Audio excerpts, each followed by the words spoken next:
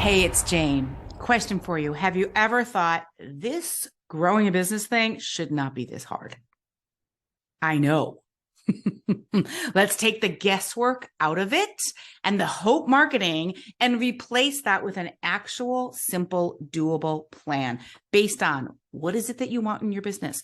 Who is your ideal customer? Which products or product categories are the highest margins? What's the mindset and the belief that you need to bring into the business every single day? And we're going to turn that into a plan, a one-page plan for your entire year. So each week, each month, each quarter, each day, you know what to work on and you have the belief and you'll soon have the proof that it's going to work. Okay. It's the anti-fail plan, the 9 pillars for a successful business. Things do not have to be that hard. Let's simplify it for you. Okay. Let's get you focused, energized, and in the belief that you can do anything. You can reach all of your goals. I really believe you can. I know you can. So it's a live 9-week experience. We're going to do it together. We're going to workshop this together. So you won't have a bunch of homework or a ton of time that you need to get involved in this. We're really going to streamline your business so it works better for your life. Okay. fashionbrainacademy.com/plan is where you will find the deets. It's going to be live. So check the dates, sign up, because I think it's a game changer. It will change your life. It'll change your bank account. It'll change your days. See you there. It's time for the podcast. 5, 4, 3, 2, 1. Hey everyone, it's Jane Hamill. Today's episode is, I don't even know how to say it. I'm so excited. I have 2 special guests today. They are private clients of mine. We're going to talk with Jen and Tiffany, and they're going to just drop truths on you. You guys, you have no idea how much I love these entrepreneurs and how honest and smart and badass they are and how they are evolving into the best version of themselves as entrepreneurs. Let's do this. Jen, tell us who you are and what do you do? I'm Jen Siow. I run a business called Persnickety Pets. I draw cute and cheeky pet art for people with anxiety. And I also make some handmade pet gear for those people with anxiety who want to dress up their pets to make themselves feel better. Oh my gosh. You are describing my son, as a matter of fact. And he now has a cat and a dog. Yay. Huh? Tiffany, tell us all the things. Who are you and what do you do? All right. Hi, I'm Tiffany Nelson.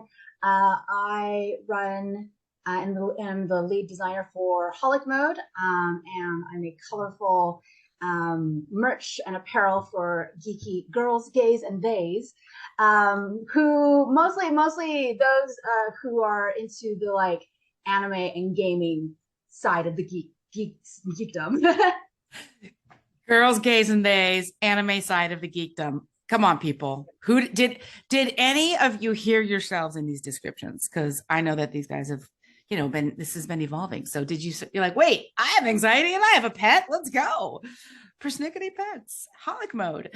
All right. So, okay. Jen and Tiffany are private clients. And the first thing I want to ask you is, not everybody's worked with a coach. Not everybody knows what it's like to have a business coach. I am curious what is going on with your business and what's different now than when you started coaching?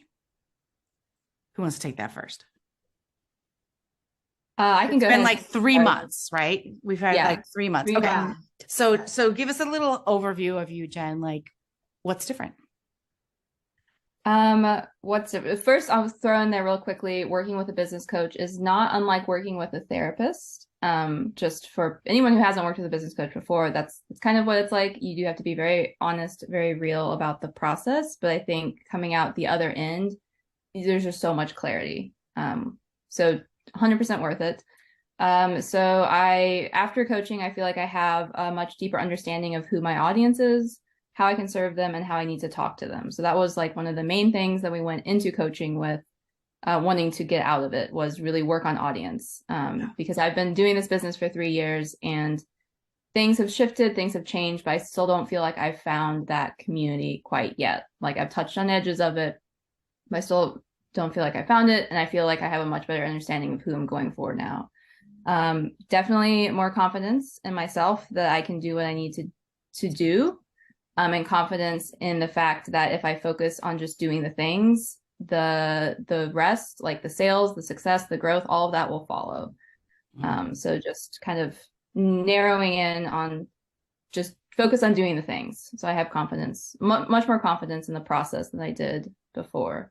And then also just much more ease with where my business fits into my life. So, and how it's going to be part of my life moving forwards. So that idea that I've always wanted to go after, the idea that I'm running the business and the business is not running me, coming out of coaching, I feel like I actually, like I have plans to put in place. I have perspective on what this means for my life, what this means for the life of the people around me.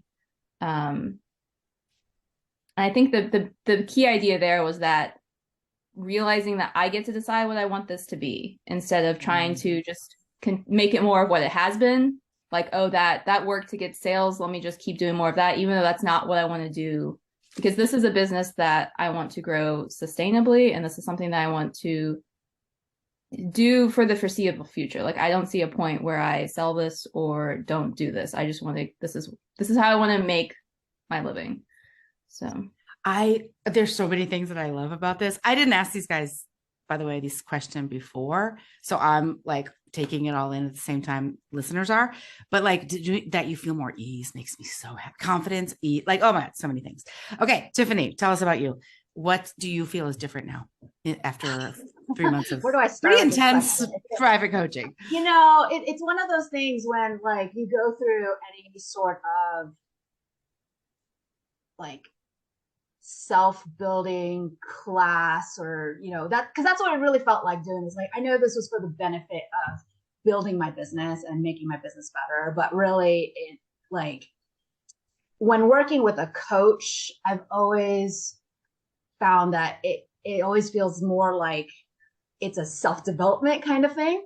And I really found that going into this, like I wanted to get coaching from you, Jane, mostly because like Jen, I wanted a better idea of how to talk to my audience. Yeah. Like I always had a concept of like, these are the people I'm selling to, but creating content, getting a message that I felt comfortable with and like really shooting for that audience always felt awkward. And it felt like when I would try to talk about this audience, it felt, I don't know, it just felt shallow. It was just like, okay, yeah, like I'm selling to geeks. I'm selling to people who like anime. I'm selling to people who, you know, like gaming. It's like, okay, yeah, but like, what are you doing? You know, like what, how is it helping them? You know, and that's the part that I've always had a hard time really verbalizing, kind of like the so what, so like what, you know, like you make these things, so what kind of thing. And so that's why I went into coaching, to do like kind of discover that messaging. But what I found at the end of the 3 months really was I did find that messaging, but really it was also kind of the development of myself to take my message seriously, to want to actually pursue it, and then you know, realizing like saying this, like developing this with another person really helped me get the confidence of saying like, yeah, this is it. Like, this is, I like it. I feel good about it. I want to, you know, share this, you know, kind of branding, kind of messaging with other people, or find other like-minded people who like the same kind of message. Yeah. So yeah, that was, and I found that at the end, like it definitely was a much bigger mental shift than I intended, or that I thought would happen, like going into it. Well, what's interesting is, you know, I knew both of you from working with you in the club or what have you. So I knew a little bit about what you were up to. And you both came in, you fill out the form, and it's like one of the I think the top thing for both of you guys was I need to figure out who is my actual customer really and how to speak to them. Mm-hmm. And that, you know, we don't know when nobody tells you like, hey, when you start a business and you're running it and you're trying to make money, it's going to be a total mind fuck. And it's going to be you against your brain half the time. And then the other half of the time, you're just going to be like doing marketing stuff and like invoicing, like nobody tells you that part. Right. Okay. So, but yeah, so I think you guys did so much work in order to figure out the messaging. Like you went there, you did all the things. Like Jen, the way you described what your business is just now, I was like, apples and oranges. Different, right? Just so different from when I came in, and so much. I just feel so much more comfortable with that. Like that is something I feel like I can go forth and I can do the things having confidence that I may still have to tease out like exactly how to talk to these people and that kind of stuff, but I can get behind this. I can do this. Well, it takes a lot of courage, what you have both done, which is to choose your audience. Like Tiffany, you had like, we have the gamers and the these and the these and the these, and they're all kind of different. So I'm talking to all of them, and which kind of made your messaging more vanilla. And then once you sort of chose, this is my person, it became a lot easier, correct? Yeah. Okay. So then really, delving into like, who's that person? And like going back to, the question of like, what would this person want? How do I help this person? And then, pairing that up with what is it that I would like to do? Because I think that is that sweet spot of like you said, like, in a business, it's not just about making the money, but it's also, what does it mean for you? How is it that this business is fulfilling you, but also how is it helping the customer? Right. And if you don't have those two, if they're not meshed, it's like, yeah, you can run a business without it, but it makes it so much better when they do like click together. And I will say it is always funny. Like the doing the audience worksheet at the beginning of our course is like, I think for me, it was like the fourth time doing that within like the last 3 years, for whether it was because I remember doing it when I was in List Builders with you. I took another course with Susan Bradley and then did it again in there. And then I think I did it for some other thing. And then so this was like the fourth time going through that. And like, it felt like I was talking to the same group every time. But if you look at my messaging from the first time I did it to now, it's completely different, completely different. The wording, how I speak to them, how what my intentions are, like with the, like, how does this help you? Why would you want to buy this stuff is very different. The reason. So was it scary for you to choose harder, a tighter niche? Like, so Jen, like when you led with your, what do? You're like, I have art and products for I don't know if you said millennials, but I didn't. With anxiety and pets. So like, was that scary to be like, well, if I just say it's this person, I'm going to lose sales because I can sell to anyone with a pet? Yeah, no, it's definitely scary because the audience ideal customer I narrowed in on is millennial women with anxiety who struggle with a work-life balance, perfectionism, overachieving, all of this, and their pets are a source of comfort, right? And that it's scary because it's a very narrow demographic. I'm saying only women now, which doesn't mean that men won't buy my products or whatever, but it means everything I do is going after women. And it's scary because it's me, basically. I went from an ideal customer who was an empty nester whose pets replace their kids and they want to dote on them, but I could just never figure out exactly how to talk to them, or there wasn't a connection there for me with like, I can make cute things, but I don't really care about them as much. And so now going after this person, I mean, I based it on an actual person that I know who isn't me, but I share a lot in common with my ideal customer. I'm a millennial woman. I have pets. They're a source of comfort. I have anxiety. I struggle with a work-life balance, like all of this stuff, which is scary, but it's made it easier to talk to that person. Yeah. And it's also, conversely, it's made it easier for me to deal with those feelings because now I have to talk this ideal customer through these feelings of anxiety as they struggle with all this. And I'm like, well, if I don't buy what I'm selling, why would they? So like I have to I gotta show up, and I gotta like be honest about this myself. So Oh, it's because it's like, look, I just want to sell pet stuff. Now I have to go through this like deep journey of emotional nonsense. Like it's not nonsense, but I mean, okay. Jane, both of us come from like the creative artist. Like we are those stereotypical. We want to just make our art, and we just want people to buy it. But like, who are these people buying? It's like, who cares? Like we just want to make our stuff, and so now it's like, oh, we have to have a like reason for them to buy our stuff other than this is cute and cool, you know, or like, oh, I have to put myself out there. My art can't just speak for itself. It's so hard. It's so hard. And I have to say, it like I think because of my background in teaching, like being in front of people and like putting myself out there is a little bit easier than I've seen for Jen, but it's still like putting the message there and actually say, hey, look, I sell these geeky products. They're colorful. They're fun. Are you an older, geekier girl, gay, or they? You'll probably like this. Show off your vibe with like the stuff here. Yeah. Just having even the courage to like say that is very changing. That part has been very changing. Yes. Yeah. Go ahead, Jen. Well, and like Tiffany said, this is the first time. This is not the first time that we've gone through these exercises and worksheets of figuring out our audience and all of that. But this is the first time we've gone through it one-on-one with a coach. Yeah. With a 3-month deadline.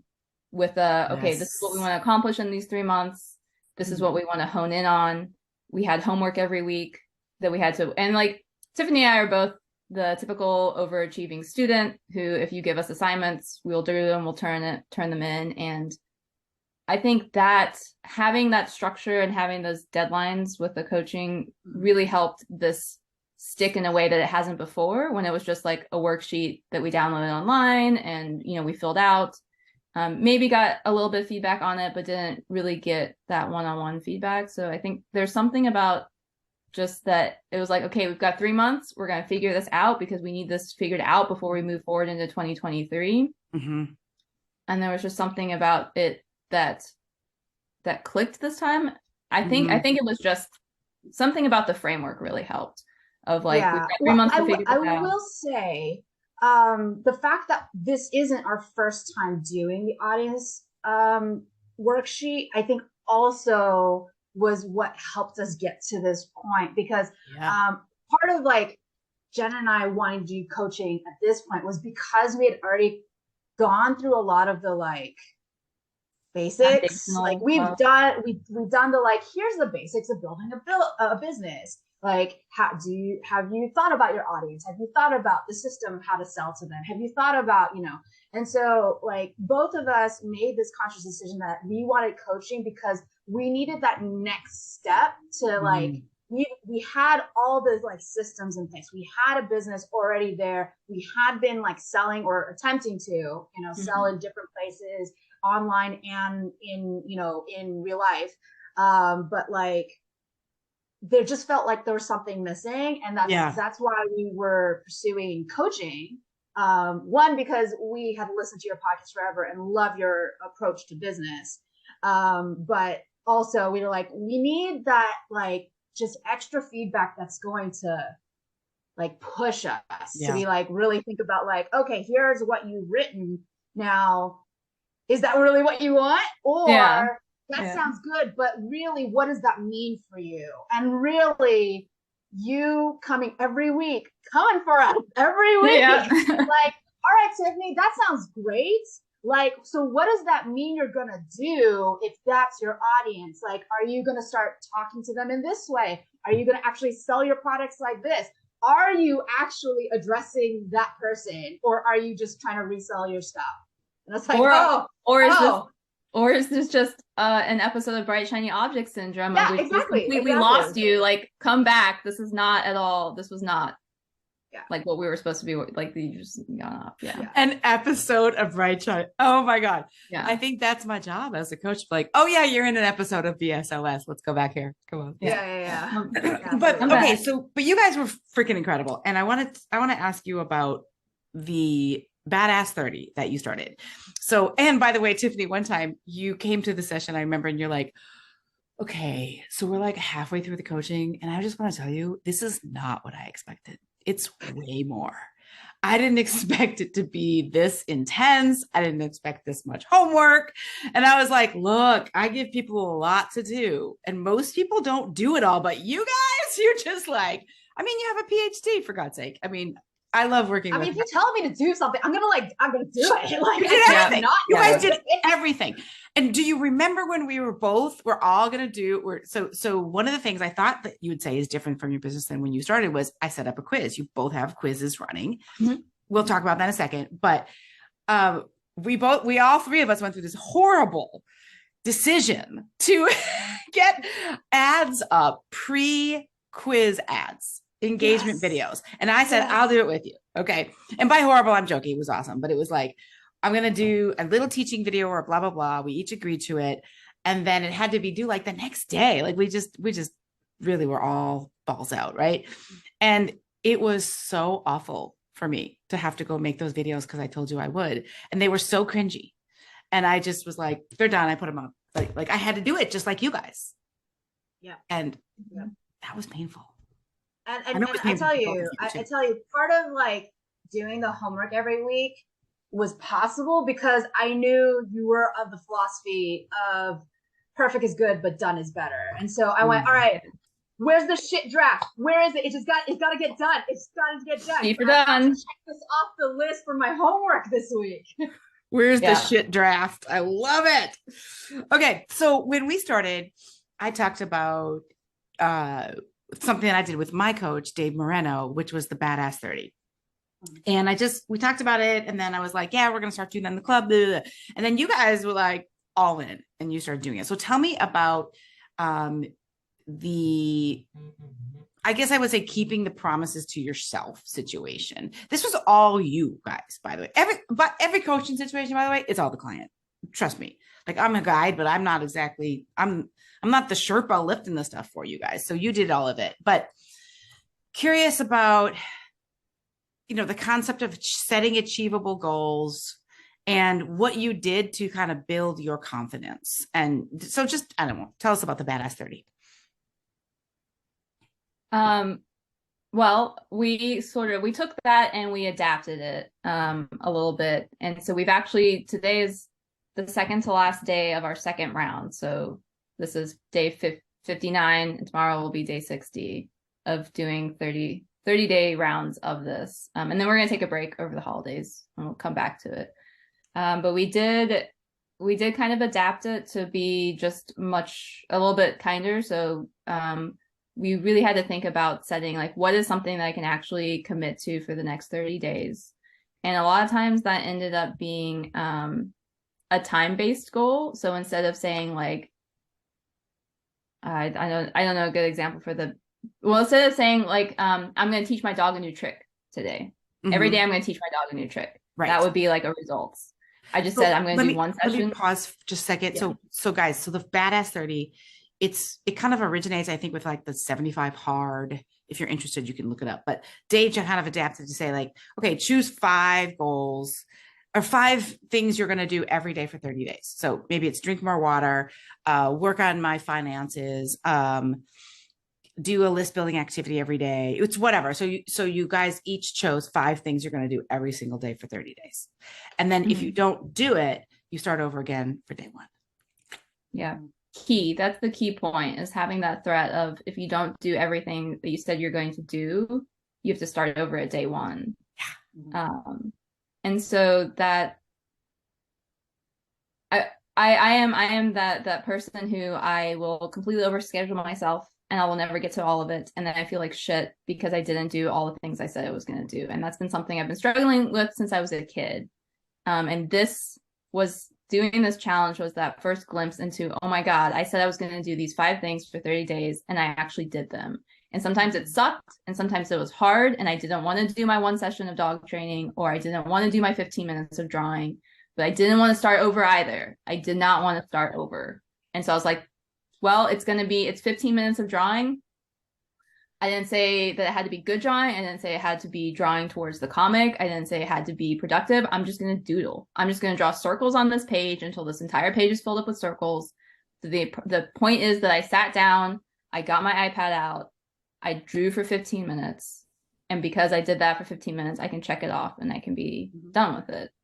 And so it was this amazing feeling of, oh my God, how good does it feel to actually do the things I said I was going to do?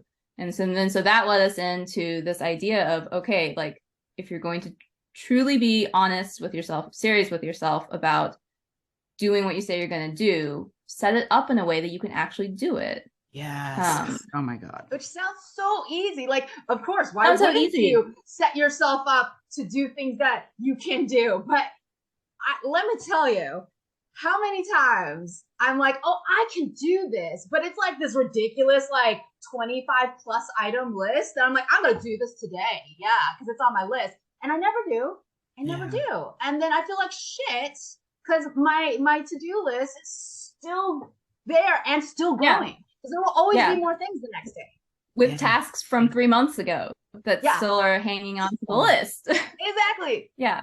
Yeah. So Tiffany, tell us you had the 5 things and one of them was particularly seemingly easy, but it was hard as heck for you. Do you want to my gosh. Okay. So one of the things I put on my daily task list for this Badass 30 was to take my vitamins. I cannot tell you how much I hate taking vitamins. It's mostly a smell thing. I have a hard time ingesting anything that just does not smell appealing to me, whether it be food, whether it be drink, whether it be vitamins, right? Yeah. And it's stuff I need, vitamins are good. And it is something that for my health and my body has definitely been good and needed. But, I went into doing the Badass 30 thinking, okay, you know what? I'd like to make this a habit, right? Because they say you do it enough times and you're just going to do it, right? Yeah. Oh my goodness. I went through, so 2 things. We went through the first 30 days and it must be because it's the novelty effect. I actually went through it and I was like, yeah, this is great. Doing the things.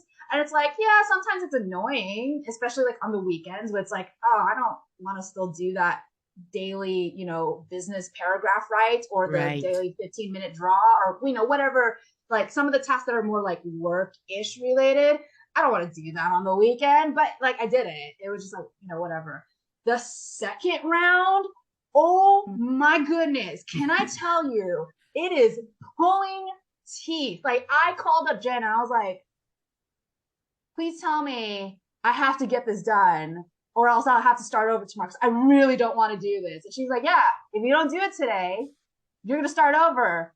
And I don't care that it's day 2. You're going to start over from day 1 tomorrow. And I did not want to do the things, especially taking vitamins, which out of the things that I had on my list, I mean, that should be the like easiest thing. Like go to the kitchen, take your vitamins. Business paragraph every day sounds hella harder. It does. Yeah, it was hella hard. And it's like, is this a habit? No, sort of. Like, it's a habit to go to the kitchen. But I still reckon that I had such resistance to doing that one thing. But I did it. I still did it, But like, yeah, even after doing it the 30 days, the second 30 days overall was harder. And also things that I thought would become a habit were still hard to do. So that's an interesting thing because I think for both of us, I think we thought we would get out of this after 30 days of doing something every day. Like we would build habits and this would just be the thing like, oh, even if I don't have to do it, like even if I don't pick it as a goal next round, I'm still going to do it. And the interesting thing was that was a complete fucking lie. No. That did not happen. I still have on my list like Monday, Wednesday, Friday. I want to do one dog training session, right? To continue working on the tricks and healing or whatever. And I don't have to do it because that's not part of the Badass 30 this round. And so I usually don't do it. The interesting thing is like we went into this thinking like we'll do it every day for 30 days. And by the end of that, it'll be a habit. Or maybe even by the end of the second round, it'll be a habit. And I guarantee you that the things that are on my list now, they're not going to be habits. Like when we take a break for this, I'm probably not going to do them because I don't have to do them. But what we did, like the thing that has become a habit is not doing the goals. It's if we say we're going to do it, we're going to do it. That is what that's the habit. Because another thing that came out of it was this idea instead of a results-based goal, like for example, I'm going to make this shirt for my husband for his birthday. So instead of like this results-based goal and then having it on my to-do list literally for months, because just starting, like getting it, cutting it, washing and pressing the fabric, cutting it, whatever, is such a process. What came out of this Badass 30 is this concept of a time-based goal. And if I say if I'm going to work on that project for 30 minutes, all I have to do is sit down and work on it. And if it doesn't get done, that's fine because I did my 30 minutes. I still get to check off a box. Mm-hmm. At the end of the day, I still get to say, all right, instead of having a to-do list of tasks that may take 3 hours to do, might take 30 hours to do, because we're not necessarily always going to know how long something is going to take. My list is like, I have 30 minutes of sewing, I have 1 hour of admin, I have 1 hour of order fulfillment. And at the end of the day, if I've checked off all those times, if I've done all the things I said I was going to do for that amount of time, like I actually get to relax. Yeah. Because guilt-free. My therapist loves to compare a to-do list to laundry. Like a to-do list, like laundry, it's never ever going to be done. There's always going to be something that has to be washed. There's always going to be something left to do. Usually as you're doing one task, you remember, oh, there's these 2 other things that I have to do.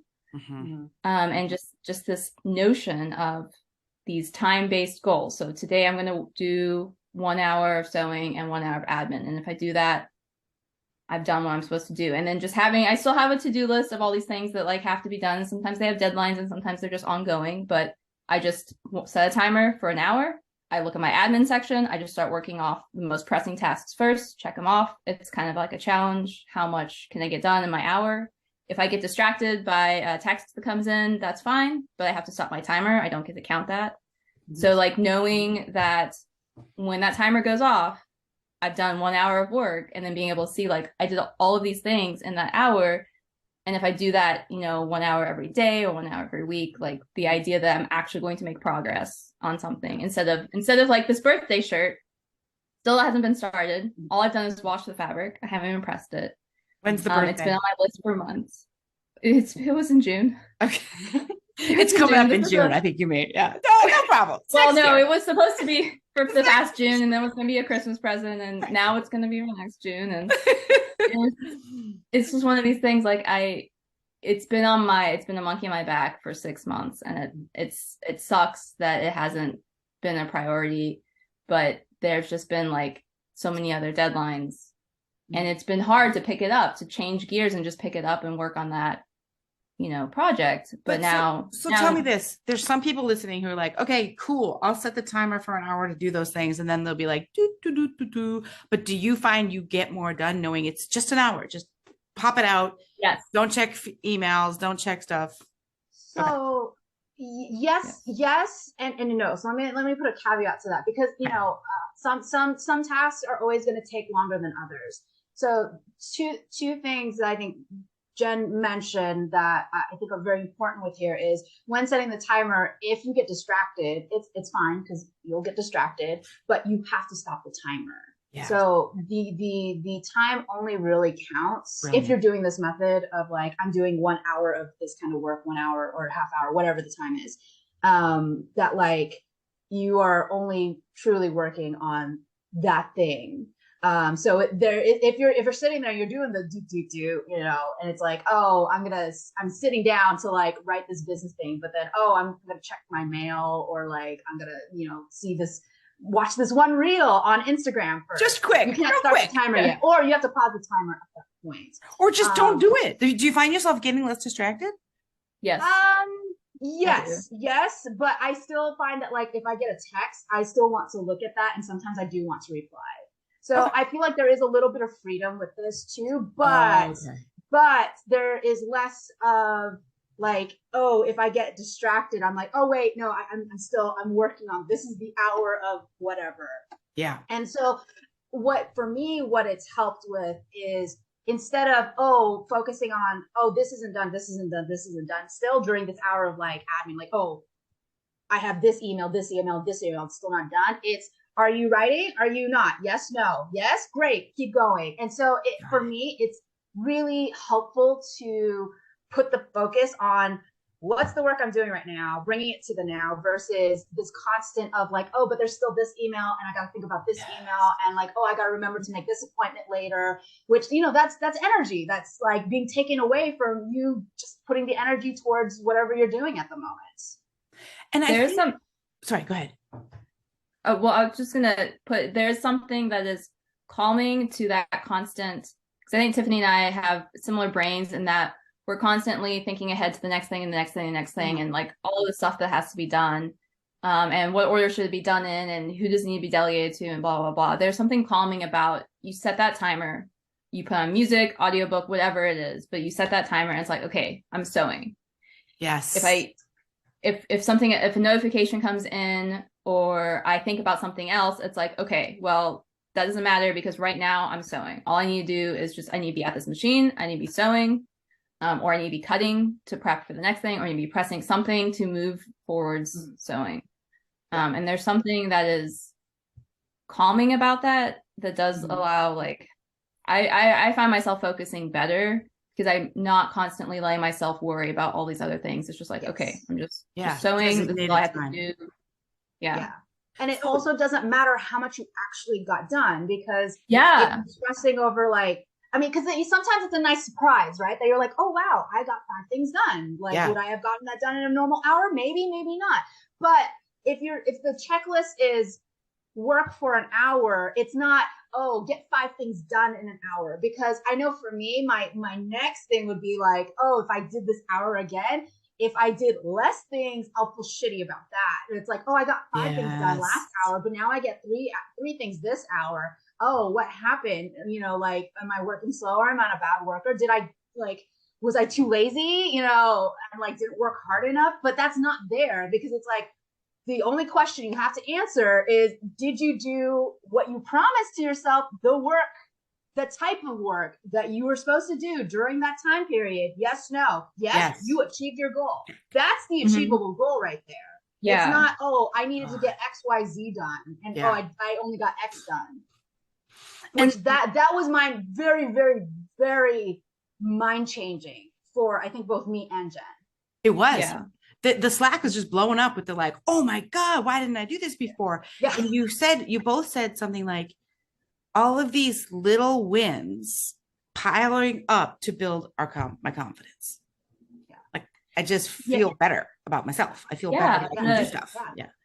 So we're getting ready to come to the end of our second round of the Badass 30.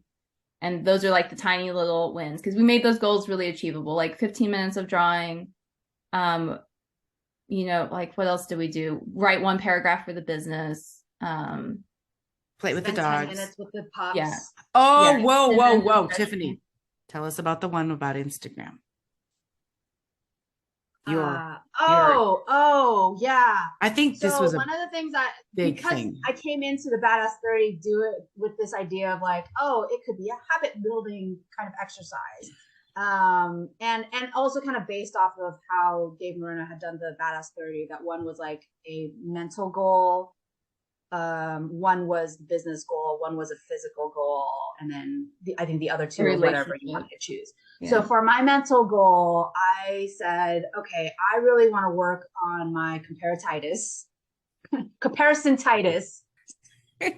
I have a bad, Jane. You know this. This is like every week. It's a man. Someone posted how many packages they're like shipping out this week. I'm like, why am I not doing this? They did this and all that. So my goal that I did for this was, I would say this mantra of what others are doing is cute, but I'm still gorgeous even without. I think that was actually in your podcast. That was kind of like the like haha funny, mantra that you put together. And I was like, I'm running with it. All right, let's do this. And so it was a goal to wake up, say it in the morning, and then every time I was on Instagram, I had to say that out loud. And especially if I started like looking at someone, I was like someone's post and starting to feel like they're doing this. Why am I not doing this?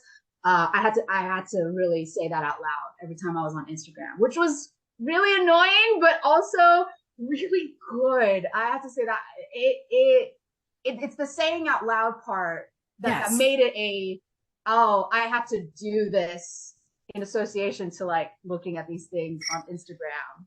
Yeah, it was like a trigger. Like, I don't want to say this out loud in public sometimes, so I won't look at Instagram necessarily when I'm like at a cafe.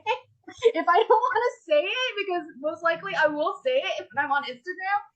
So yeah.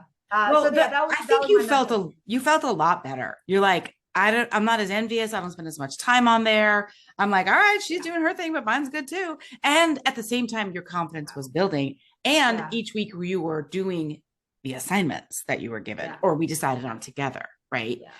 And then tell us about your quiz. So you set up your quiz and you're now getting like a lead a day, an email ish. Yeah. I think I was looking at my results yesterday, kind of like, because I've been doing this since, when do we do that? Mid-October. So it has been going on for about a month and a half, maybe close to 2 months. And I'd say on average, looking at like how many I got in October, how many in November, and what we have in December, it's been about an email a day. Sometimes lucky enough to get, a second one, but yeah. Well, so setting up the quiz, it was a big deal. You guys both had your quizzes done. We decided to run a little bit of traffic to it. We have to wrap in just a minute here, so I'm just going to summarize. But so Tiffany, Jen, both did it. Both did a great job, executed beautifully. Tiffany's is showing results already. Jen's has been slower and not as exciting. And with the new niche and the new ideal customer, I think it's just going to get reworked. And then I do really think that it'll work for you. Just going to take a few more rounds, or maybe it's the next round. You've edited it. You've done 2 versions so far, right?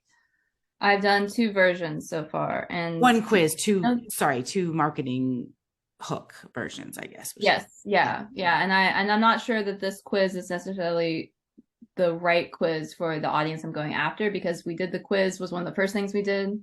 Yes. And this version of the audience I'm on right now is different than what I came into coaching with, what we worked out in that first month, and then it's kind of slowly shifted. And so I don't think it's quite the right quiz yet, but I do have an understanding of the process of it at least, and I've tried it out. And and what I think is interesting about both of you is you said, hey, we listened to you approached me and you said we listened to the podcast, the anti-fail plan, the 9 pillars of success. We want to structure our businesses around that. Can you coach us on it? And I was like, oh my God, yes, because you've been doing it each a few years, doing all the tactics, doing all the things. Well, they say I'm supposed to run a giveaway and then I'm supposed to do this and do that, but without tying the business activities into your personal goals for your business, the world, the service to the customers, and the messaging, all those tactics just don't go as far. It's painful to watch. Yeah. And I've done the same thing. I do a new buyer persona like every 3 months, because I'm like, but who's this for? And who am I going after now? And does she still resonate with this? And do I need to mix this up? Like, deep understanding of the customer and the courage to speak in that language is really hard. You guys both are really evolving on that, both of you. Like, I'm so excited for you. Okay. So, I think we covered what I was interested to ask you. I'm also super interested. One time, Tiffany, you put in the Slack, you're like, hey, I'm thinking about next year. I'm thinking of this for an actual monetary goal, this, and this, like risk-taking stuff. And you said, I don't know where all this fresh new confidence is coming from. Where did the fresh new confidence really come from? I still don't know really. I mean, Jen, I bet you do, right? It really has been a development, because if you had asked me to, make these kind of outrageous goals, early in the year, even in the summer, I would have made it, but I've been like, yeah, that would be lovely. Like in some fantasy land, this would be so great. Like, I'm going to make this much in sales. I'm going to go out and like be able to get a bigger, better studio space and be able to hire like a couple of contract workers to help me, blah, blah, blah. It would have been a fantasy, like, but it was like, I think it was like Thanksgiving. I had Thanksgiving weekend. It's like, I woke up and I was like, yeah, this is going to happen. This next year is the year for this. Like, I'm going to work towards this, and like, it's actually achievable. I still don't know if it's going to happen, but like, I actually feel like the things I'm doing now can make that happen. Right. And so like, when I texted that, I really had also had this thought of like, I don't know why I feel so good about saying it right now, because yeah, this is different. Well, one thing you said and feel like, oh yeah, let's go. We're gonna do it. Well, I think there's nothing that you won't do. I think it's like, if this comes up and you don't get the sales, or you launch this thing and this doesn't work, you're not gonna take it as a big, like, I'm such a loser, give me a week in my bed. You're gonna, process whatever you need to process and get back on it, because you trust yourself. And you said something so fascinating one time. You're like, it's kind of the point where I not only trust myself to do the things, but I'm starting to trust myself to be honest with myself. Yeah, to take myself seriously.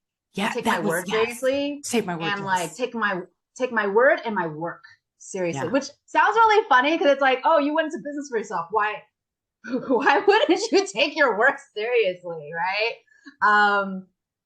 But we're only human. We don't want to take our fucking vitamins. Say all these things, but half the time they fall through the cracks, and you're like, oh well, I didn't do today. I'll do it tomorrow. Right.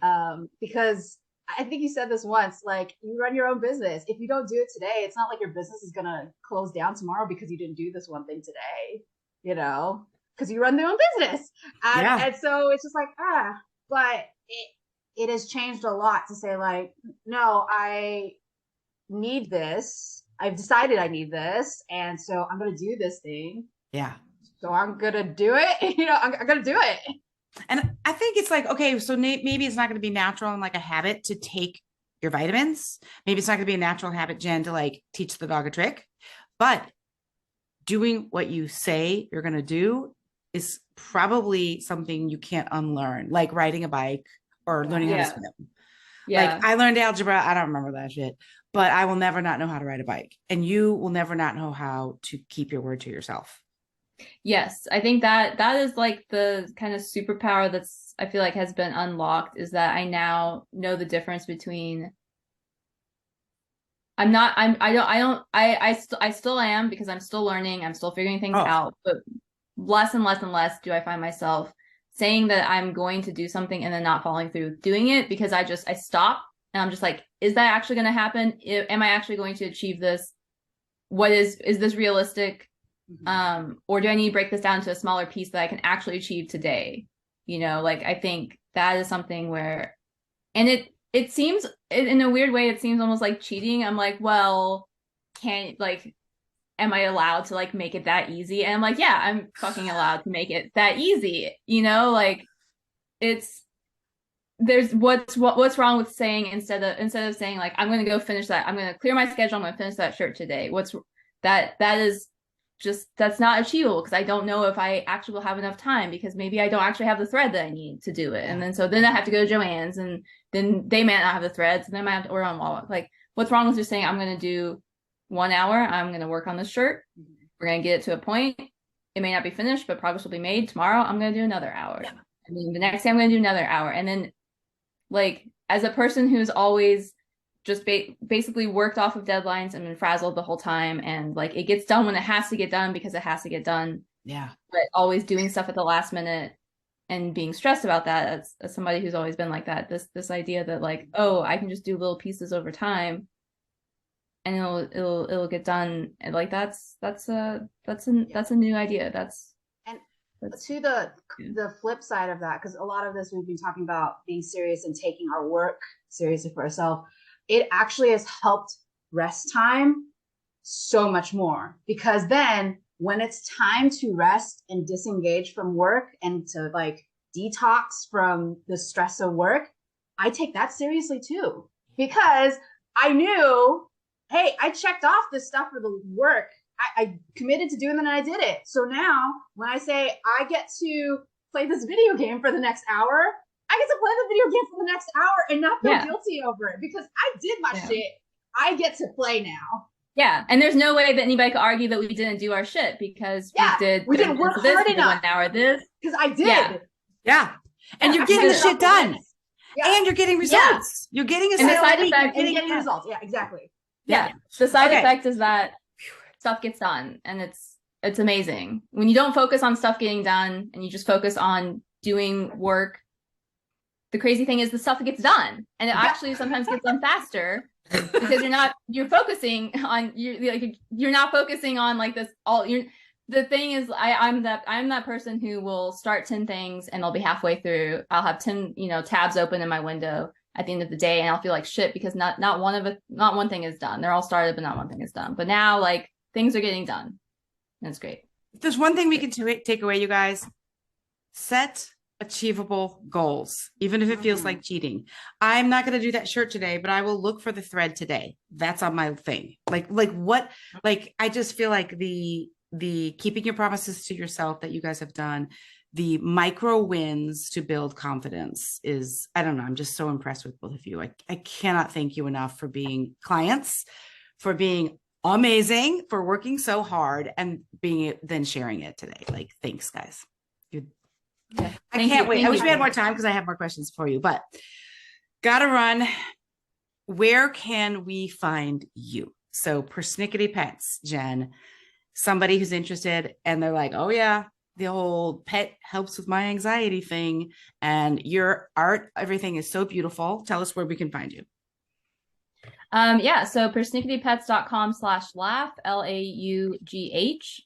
If you want to sign up for the email list, I send a comic out every Sunday, and it's something that will cheer you up. Weekly dose of laughter.